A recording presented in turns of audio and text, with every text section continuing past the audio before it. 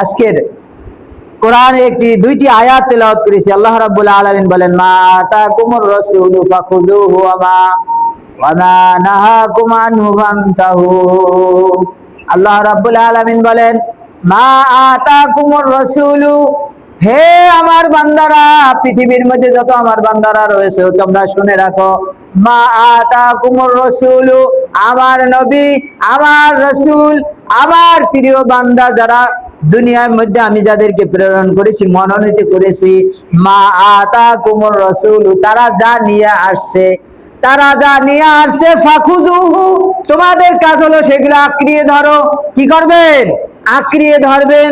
ওয়া মা নাহাকুম আনহু ফান্তাহু, এবং যা রাসূল নিষেধ করেন তার থেকে বিরত থাকবে তোমরা। বলেন সুবহানাল্লাহ। আল্লাহ রাব্বুল আলামিনের ঘোষণা, রাসূল জানিয়ে আসছেন সেটাকে আঁকড়িয়ে ধরো। অন্য কিতাবের মধ্যে, হাদিসের মধ্যে আছে যে তোমরা এই যে মারির দাঁত দিয়া যখন শক্ত জিনিসকে ধরা হয়, যদি হাত দিয়ে পারে না, কি করে অনেকে দেখবেন মারির দাঁত দিয়ে চাইনা ধরে, বা কোনোটা কাটা যায় না, তখন মারির দাঁত দিয়ে কাটে, শক্ত দাঁত দিয়ে কাটা যায়। তো এই দাঁত দিয়ে তোমরা দিনকে আঁকড়ে ধরো, মানে এত মজবুত ভাবে ধরো তোমার থেকে যেন কোনো দিন, রাসূলের নিয়ে আসা কোনো দিন তোমার থেকে যেন ছুটে না যায়। বলেন সুবহানাল্লাহ। ওয়া মা নাহাকুম আনহু, আর রাসূল যেগুলো নিষেধ করেছেন, আমার জান চলে যাবে, কিন্তু আমার রাসূলের একটা আদেশকে আমি অমান্য করতে পারি না। ওয়া মা নাহাকুম আনহু ফান্তাহু, তার থেকে বিরত থাকো, সেই রাসূলের আদেশের অমান্য তুমি করতে যাও না। কেন? রাসূল সাল্লাল্লাহু আলাইহি ওয়াসাল্লাম যখন হাউজে কাউসারে পানি খাওয়াবেন, উম্মতেরা যাদের রাসূলের উম্মতদেরকে নিয়ে যাবেন হাউজে কাউসারে পানি খাওয়ানোর জন্য, রাসূল পেয়ালা উঠে তাকে খাওয়াবেন, হঠাৎ তার সামনে একটা পর্দা পড়ে যাবে। ফেরেশতাদের জিজ্ঞাসা করবে, হে ফেরেশতা, আমার এই উম্মতের সাথে আমার সাথে কেন পর্দা পড়লো? আপনি জানেন না, মা আতাকুমুর রাসূলু ফাখুযুহু, যেই জিনিস আল্লাহ আপনাকে আদেশ করেছিল, আপনি যেই জিনিস দুনিয়ায় রেখে আসছেন, যেটা আদেশ করে আসছেন, আপনার এই উম্মতেরা দেখতে দেখা যায় ওযু করেছে, দেখতে দেখা যায় ওযুর অঙ্গগুলো ঝলমল করতেছে, কিন্তু আসলে আপনার সুন্নাতের উপর এরা আমল করে নাই। এরা আপনার সুন্নাতকে অস্বীকার করেছে, সুন্নাত থেকে দূরে রয়েছে, সুন্নাতের উপরে পাবন্দি করে নাই। এই জন্য এ আপনার উম্মত হিসেবে স্বীকৃতি পাবে। রাসূল সাথে সাথে বলবেন, সোহকার দূর হও আমার থেকে, আমি এত কষ্ট করে দ্বীনকে দুনিয়ার মধ্যে প্রতিষ্ঠিত করে আসছি, এই দ্বীনের উপর আবার সুন্নাতের মতন আমল করো নাই। যদিও তোমার অঙ্গ প্রত্যঙ্গ উজ্জ্বল দেখাচ্ছে, কিন্তু আমার সুন্নাতের মতন আমল করো নাই। যাও আমার থেকে দূরে সরে যাও, তুমি হাউজে কাউসারে পানি খাওয়ার উপযুক্ত না। কি কইছি বলছেন? এই জন্য মা আতাকুমুর রাসূলু ফাখুযুহু ওয়া মা নাহাকুম আনহু ফান্তাহু। রাসূল আল্লাহ রাব্বুল আলামিন বলেন, তোমরা ওই সমস্ত জিনিস ধরো যা তোমার রাসূল নিয়ে আসছে, ওই সমস্ত জিনিস থেকে বিরত থাকো যা রাসূল নিষেধ করেছেন। বলেন সুবহানাল্লাহ। وقال النبي صلى الله عليه وسلم لا يؤمن أحدكم حتى أكون أحب إليه من والده وولده والناس أجمعين। রাসূল বলতেছেন, قال النبي صلى الله عليه وسلم لا يؤمن أحدكم حتى أكون أحب إليه من ربي ما أكون أحب إليه من والده وولده والناس أجمعين। রাসূল বলতেছেন, মা হাত্তা লা ইউমিনু আহাদুকুম, ততক্ষণ পর্যন্ত আপনি মুমিন হতে পারবেন না, হাত্তা আকুনা হাব্বা ইলাইহি মিন ওয়ালিদিহি ওয়া ওয়ালাদিহি ওয়ান নাসি আজমাইন।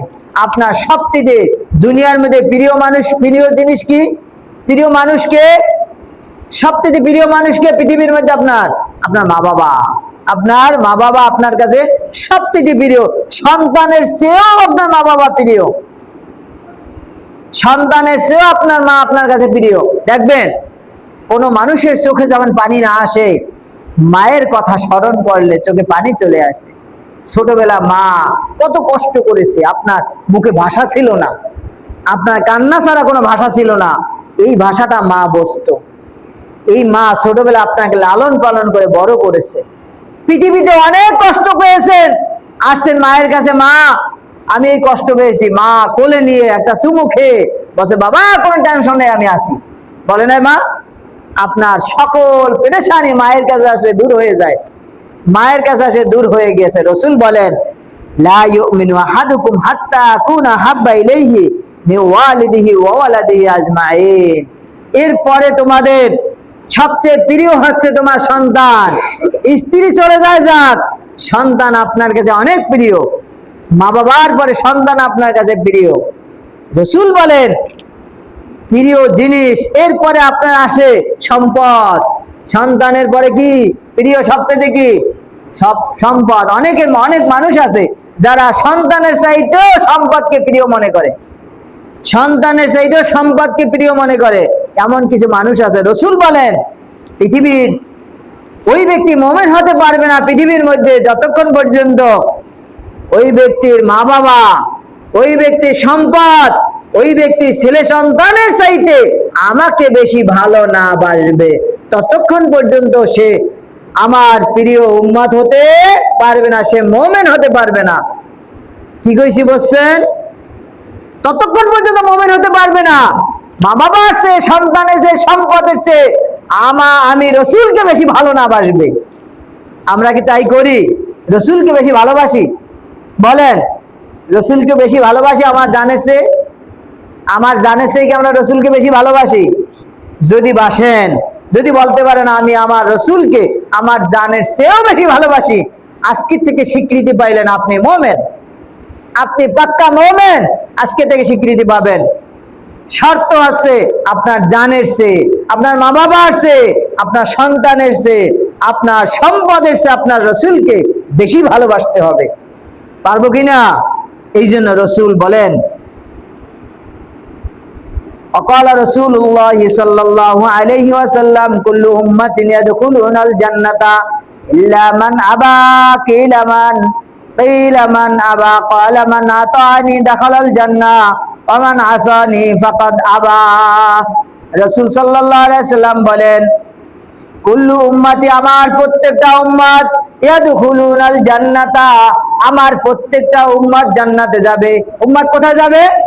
রাসূল বলেন কুল্লু উম্মতি ইয়াদখুলুনাল জান্নাহ, আমার প্রত্যেকটা উম্মত জান্নাতে যাবে। প্রত্যেকটা উম্মত কোথায় যাবে? ওদিক খেয়াল না করি, আমার প্রত্যেকটা উম্মত জান্নাতে যাবে, ইল্লা মান আবা, যেই ব্যক্তি অগ্রাহ্য করলো, ওই ব্যক্তি ব্যতীত। যেই ব্যক্তি আমাকে আমার সুন্নাতকে অগ্রাহ্য করলো, ওই ব্যক্তি ব্যতীত সকল আমার উম্মতেরা জান্নাতে যাবে। কিলা ওয়ামান আবা, সাহাবায়ে কেরাম জিজ্ঞাসা করলেন, ইয়া রাসূলুল্লাহ, ইয়া হাবিবাল্লাহ, কে অগ্রাহ্য করলো ওই ব্যক্তিকে? ক্বালা মান আতাআনি দাখালাল জান্নাহ, যেই ব্যক্তি আমার অনুসরণ করলো, আমার সুন্নাতের পাবন্দি করলো, আমাকে গালি দিল, সে জানকে বিলীন করলো, শত্রুকে প্রতিহত করলো, আমার শত্রুকে দমন করলো। যে ব্যক্তি আমাকে অনুসরণ করলো, আমার শত্রুকে দমন করলো, মান আতাআনি দাখালাল জান্নাহ, ওই ব্যক্তি জান্নাতে যাবে। বলেন সুবহানাল্লাহ। ওই ব্যক্তি জান্নাতে যাবে। ওয়ামান আসানি ফাকাদ আবা, আর যে ব্যক্তি এটা করলো না, রাসূলকে গালি দিল, তার অন্তরে একটু ব্যথা লাগলো না,